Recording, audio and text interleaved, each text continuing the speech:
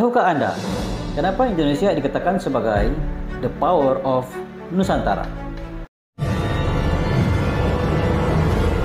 Razli Studio.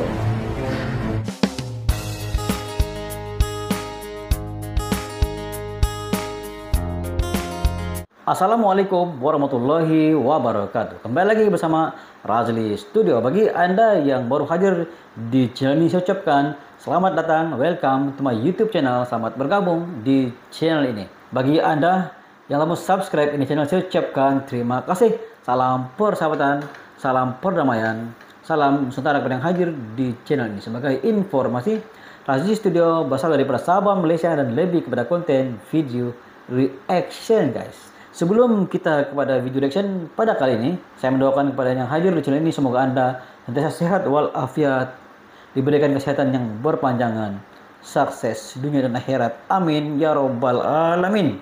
Dan pada hari ini, Razli Studio tertarik dengan satu video yang berjudul Budaya Rakyat Indonesia Mengikut Tempat. Wow, budaya rakyat Indonesia mengikut tempat, bermakna setiap tempat punya budaya yang beda-beda ya. Dan sebelum itu, video ini saya dapat daripada channel ML Studio. Seperti biasa, jangan lupa berikan sokongan dan dukungan channel ML Studio dengan memberikan subscribe, like, share, dan juga komen-komen yang mempena, guys. Tanpa basa-basi, guys, ayo kita sama-sama simak video dengan kiraan 3, 2, 1, go!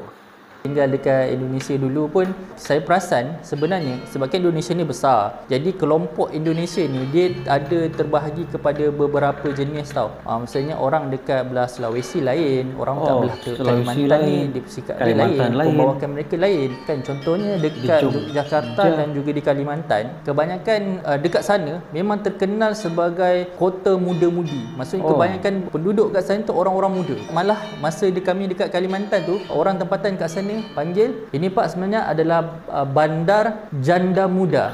Sebab apa? Kes penceraian muda sangat tinggi di sana. Jadi kat sana ada banyak orang janda. Di Samarinda semasa Covid. Muda-muda dah jadi janda. Culture orang dekat Kalimantan ataupun cara mereka bertutur, cara mereka ni dia lebih ke arah orang bandar sikit. Maksudnya dia tak adalah macam sifat-sifat keraton. Contoh dekat Jogja kan maksudnya dia ada macam dia masih ada lagi mengamalkan budaya-budaya keistanaan kan.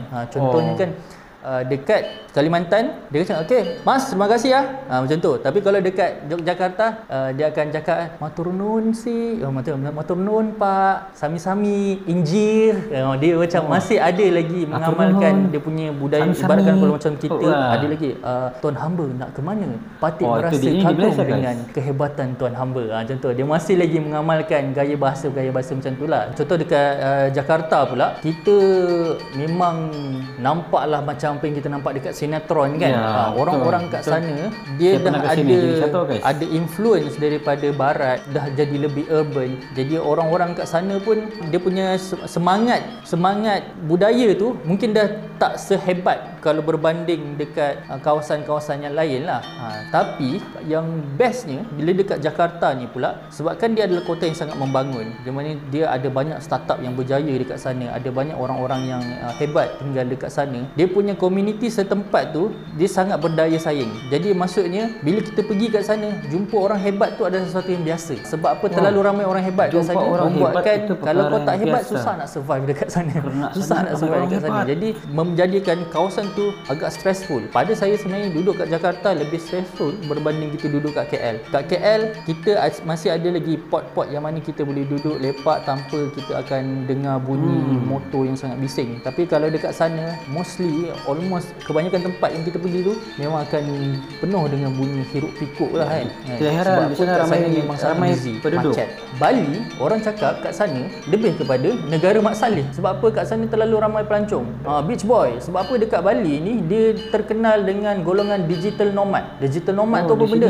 Digital nomad ni orang yang boleh bekerja secara remotely. Dia boleh bekerja melalui laptop, gadget, handphone ataupun dia punya iPad sahaja tanpa perlu berada di office. Jadi kat sana ada banyak orang-orang yang bekerja berasaskan digital. Contohnya dekat Ubud kita boleh nampak orang bekerja sebagai YouTubers, orang bekerja sebagai SEO punya marketer, ada yang bekerja sebagai digital marketer kan. Kat sana memang dah jadi pot. Jadi kita duduk kat sana orang buat duit secara online sahaja.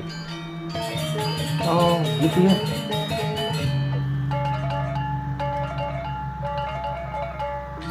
Demikianlah video daripada channel MIL Studio guys. Wow. Dan video ini saya sangat teruja mendengar isi kandungan dalam video ini guys. Dan saya sangat terinspirasi dengan video ini. Dan yang paling menarik yang singkat dalam video ini, dia mengatakan bahwa di Kalimantan dikatakan sebagai bandar muda-mudi guys, ataupun bandar janda muda. Wow, sangat seru guys, yang berlaku di Samarinda.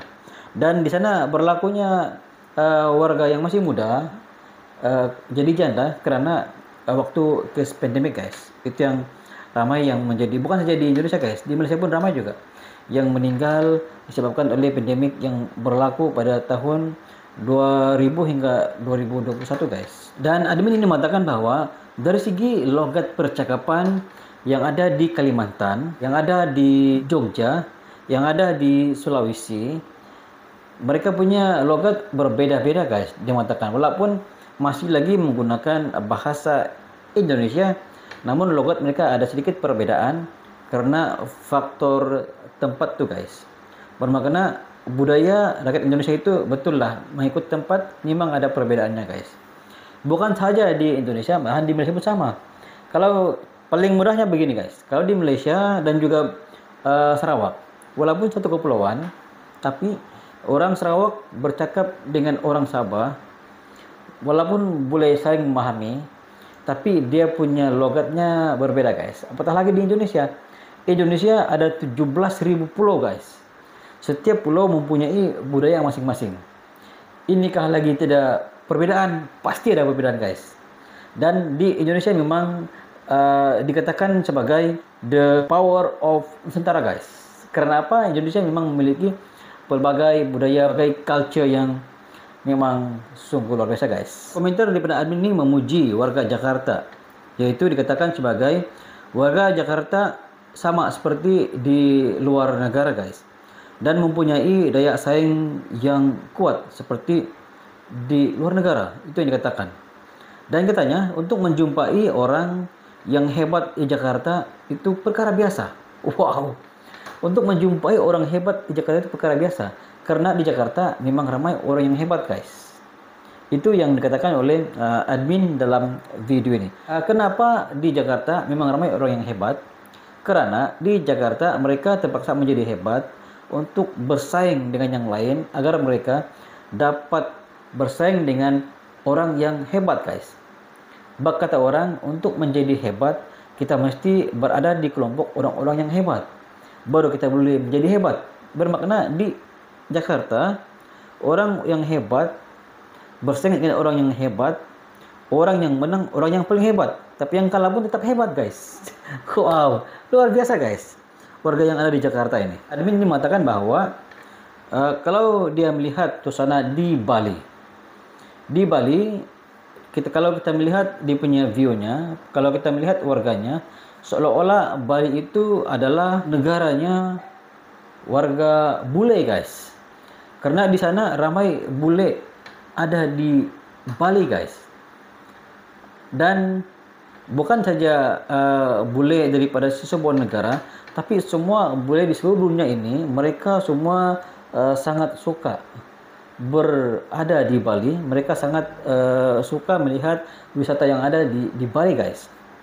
Dan bukan saja mereka berada di sana dalam tempo yang singkat, malahan ada yang sampai 6 bulan, ada yang sampai setahun, ada yang sampai 2 tahun berada di Bali guys. Mereka sangat terpesona dan suka dengan Bali karena mereka sanggup tinggal lama di Bali walaupun memakan kos yang agak tinggi guys. Tapi dikatakan oleh admin dalam video ini, golongan yang berada di Bali ini, mereka adalah golongan digital nomad. Bermakna ramai yang di sini merupakan golongan digital nomad, itu mereka yang bekerja melalui gadget guys, melalui laptop, melalui iPad, melalui HP. Dan mereka ini dikatakan sebagai mereka boleh bekerja dan mereka boleh membuat duit dalam talian guys. Wow, ini sungguh luar biasa guys. Mungkin bagi anda yang dapat berjumpa dengan golongan digital nomad ini, boleh dengan mereka belajar guys, belajar bagaimana mereka menjana pendapatan secara alam maya. Dan ruang dan peluang ini ada pada mereka yang berada di Indonesia, guys. Secara kesimpulannya, budaya rakyat Indonesia memang berbeda, guys. Budaya orang Sulawesi berbeda dengan budaya orang Kalimantan. Budaya Kalimantan berbeda dengan budaya orang di Jakarta. Budaya di Jakarta berbeda dengan orang yang ada di Sumatera. Jadi perbedaan ini menjadikan Indonesia itu semakin kaya dengan culture dan budaya, guys. Dan tidak heranlah Indonesia dikatakan sebagai the power of Nusantara. Itu adalah gelaran yang diberikan oleh para wisatawan yang hadir ke Indonesia, dan mereka sangat kagum dan mereka betah tinggal di Indonesia, guys, karena mereka tidak puas hati melihat dan merasai keindahan view panorama alam yang ada di Indonesia, guys. Walaupun saya pernah ke Jakarta, namun baru saya sampai ke Jakarta, guys. Lain tempat saya belum lagi sampai, dan saya ingin untuk datang lagi ke Indonesia di lain lokasi lagi, guys, insya Allah.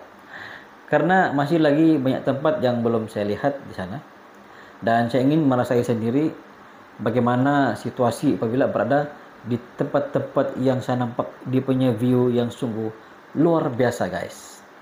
Sedangkan orang yang ada di Indonesia pun, walaupun dia sudah datang di tempat itu, dia datang semula lagi. Apalagi kalau orang luar, guys. Orang luar pun memang apabila merasainya keindahannya tempat yang dia kunjungi, pasti dia akan datang lagi ke tempat lain pula, karena di Indonesia memang banyak tempat dan tidak akan habis, guys, dalam tempo yang singkat. Apapun Indonesia, the power of Nusantara.